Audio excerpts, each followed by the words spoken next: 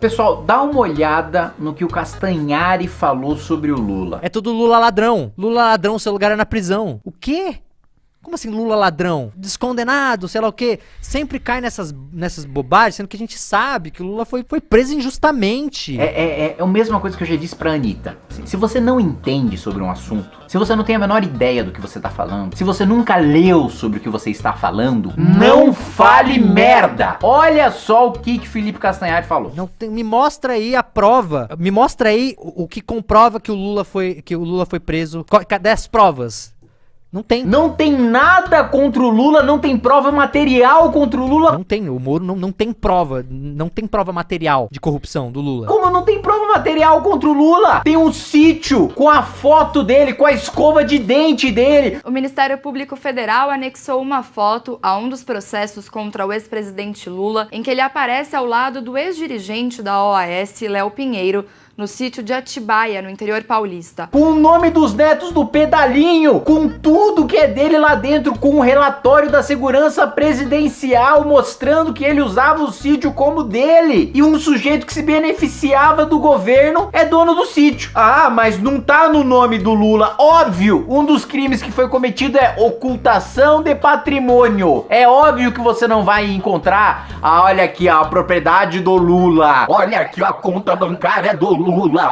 É óbvio que você não vai achar. E sabe por que você não sabe disso, Castanhari? Porque você não leu os autos do processo. Você não conhece o processo. Olha só o que você fala. O Moro não tem prova contra o Lula. Não tem, o Moro não tem prova. Primeiro que o Moro não tem que ter prova contra ninguém. Quem tem que ter prova é o Ministério Público. E o Ministério Público apresentou as provas pro Moro, que julgou, que analisou o mérito, coisa que o Supremo Tribunal Federal não fez. E você não sabe a diferença entre julgar o mérito e anular um processo, né, por questões processuais, claramente, mas eu vou te ensinar, pode ficar tranquilo, Castanhari.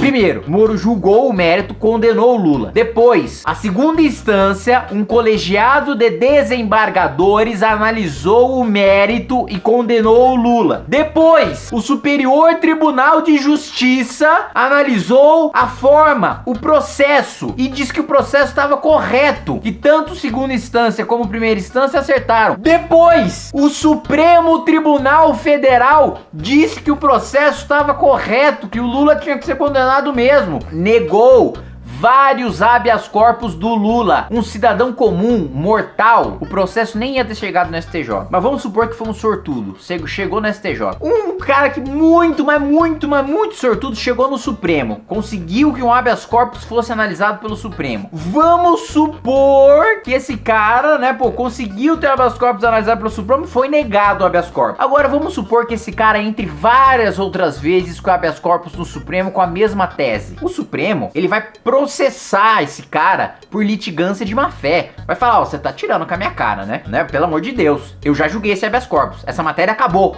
O Supremo julgou todas as vezes que o Lula entrou com habeas corpus e mudou o próprio entendimento. O próprio Supremo já havia dito que o Lula deveria ser julgado em Curitiba. Lula não deve mais nada à justiça? Nada disso. Você não conhece a ficha do Lula, nem a ficha do Lula você leu, que é uma coisa muito mais simples do que ler autos de processo.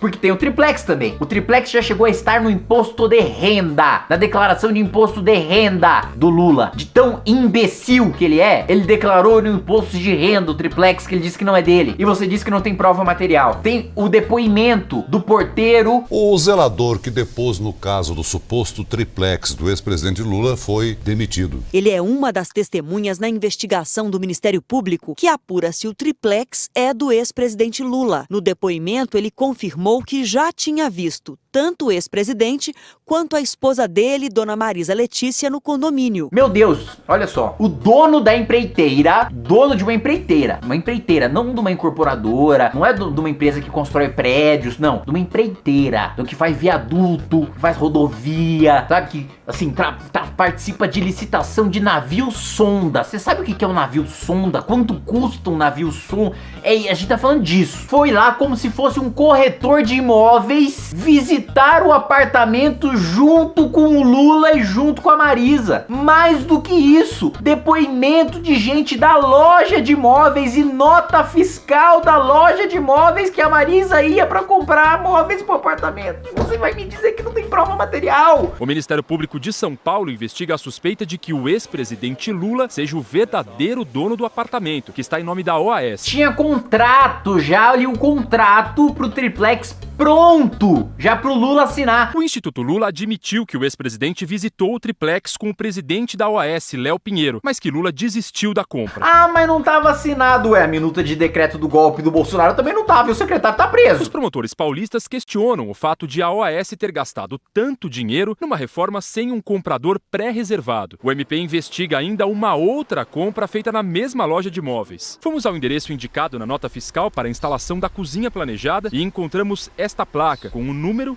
e o nome, Sítio Santa Bárbara. É o sítio que Lula e a família frequentam. Pelo amor de Deus, Eduardo Paes, que é o atual prefeito do Rio de Janeiro, ligou pro Lula, zoando o Lula, que a corrupção foi pequena, que a corrupção foi tosca, que falou, olha, meu Deus, não acredito que você vai ser pego por causa de um sítio de merda em Atibaia. O senhor me para com essa vida de pobre, com essa tua alma de pobre, comprando esses sítiozinho vagabundo, porque eu sou uma alma de pobre, esse barquinho dele em São Pedro da Aldeia, Araruama, não é em Búzios nem Angra. Pariu. É um cafona, que o senhor não perdeu essa sua alma de pobre, isso que é a maior desgraça que eu tô vendo nesse processo todo. E o Lula nunca negou nem numa ligação privada que o sítio era dele. Nem quando ele tava sendo zoado por ter sido pego numa corrupção, que nas palavras do Eduardo Paes era uma corrupção de espírito de pobre.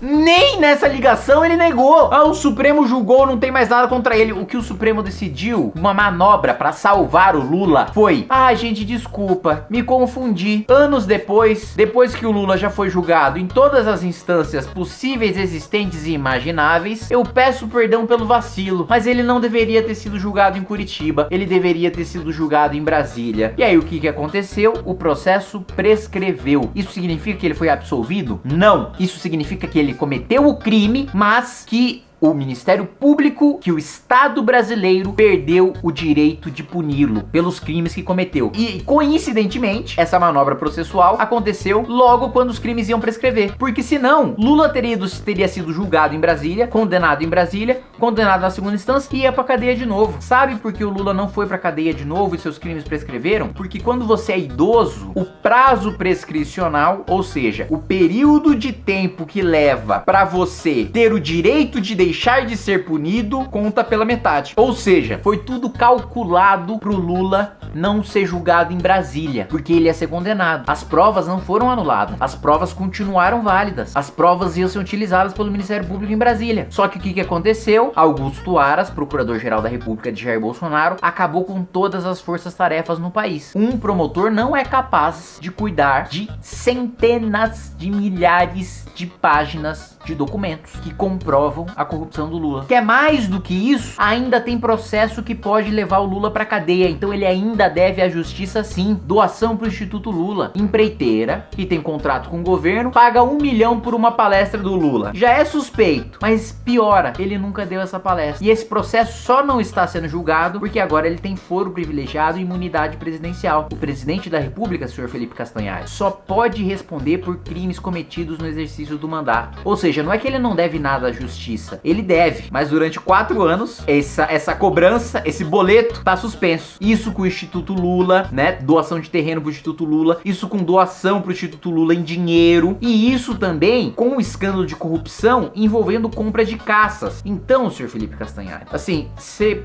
pode ser um bom produtor de conteúdo, né, pô, você pode ser, enfim, fazer vídeos legais, você pode ser um cara bom de entretenimento, mas assim, não fale sobre o que você não entende. Eu, um político, e eu, um sujeito estudioso do direito, não entro na sua seara de entretenimento, e até poderia, porque assim, entretenimento qualquer um pode falar, mas não entro na sua seara de entretenimento pra falar sobre o que eu não sei, pra falar sobre séries que eu não assisti, sobre jogos que eu não joguei, e por aí vai. Então você não fale sobre processos que você não leu, não fale sobre leis que você não conhece, não fale sobre estruturas do poder judiciário que você não conhece, não fale sobre fichas criminais que você não conhece. Você fez o L porque você é ignorante, porque você não sabe o que você está fazendo, e eu te perdoo por isso. isso. Acontece das pessoas serem ignorantes. Eu não vejo dolo, não vejo maldade em você, mas uma ingenuidade que chega a dar pena. O atentado dos bolsonaristas golpistas se deu com a invasão e vandalismo no Congresso Nacional. Com pedaços de madeira, os manifestantes quebraram o teto do local. Olha a cadeira do Xandão! Se alguém quiser jogar fora dessas 4 linhas, nós mostraremos que poderemos fazer também. No fundo era um governo que trabalhava com a pós-verdade, que trabalhava com fake news. Essa gente ficou mais de 60 dias esperando a tutela das Forças Armadas que não veio. Aí decidiram, enfim, tomar a iniciativa. Vamos entrar e tomar o poder. Já chega de palhaçada. Fechem os escudos, baixe a viseira. Mais de 900 pessoas que participaram da destruição em Brasília estão presas. E nós não prestigiamos quem anda fora da lei. Mas esse pessoal não é nosso. Bolsonaro!